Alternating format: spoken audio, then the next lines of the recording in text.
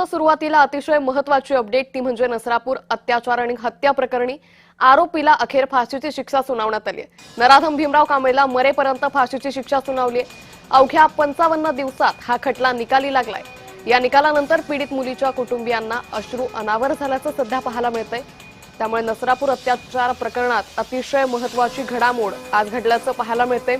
नसरापूर अत्याचार प्रकरणी आरोपी भीमराव कांबळेला फाशीची शिक्षा ही सुनावण्यात आलेली आहे। त्यामुळे या निकालानंतर पीडित कुटुंबियांच्या आई-वडिलांना अश्रू अनावर झाले। नसरापूर अत्याचार प्रकरणानंतर संपूर्ण राज्यभरात मोठी खळबळ माजली होती।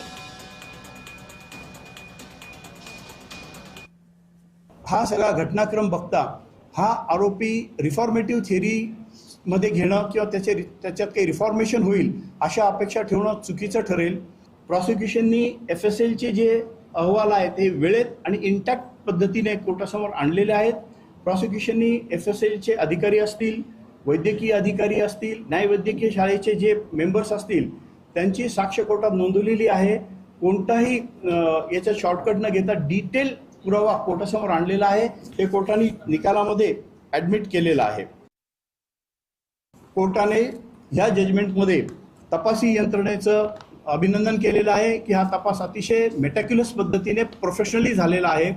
ह्या तपासात पूर्णपणे ई साक्ष ॲपचा वापर करण्यात आलेला आहे। प्रत्येक साक्षीदाराचे जबाब, प्रत्येक पंचनामा ई साक्षीवर अपलोड करण्यात आलेला आहे। त्यामुळे याच्यात कोणताही मॅनिप्युलेशनचा चान्स नाही असं कोर्टाने भाष्य केलेलं आहे।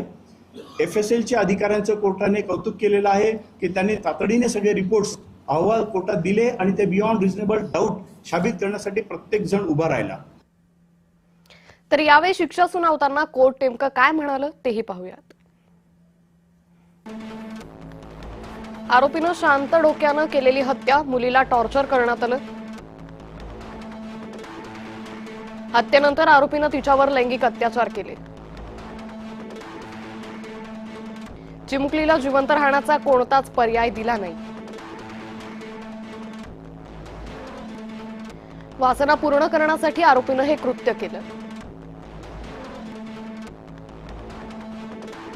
पीडित मुलीला 18 जखमा होत्या।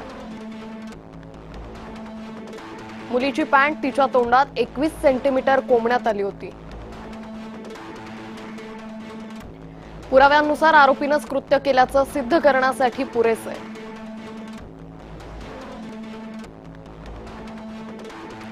मुलीच्या कुटुंबियांनी जे सहन केलं असेल त्याची कोर्टाला जाणीव आहे।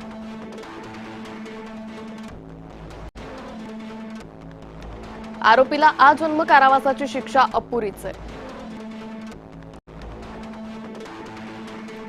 फाशीची शिक्षा ही पुरेशी ठरणार नाही। कोर्ट आरोपीला फाशीची शिक्षा ठोठावतोय। आता फासावर चढा, न्यायाधीशांनी आरोपीला चांगलंच ठणकावलं।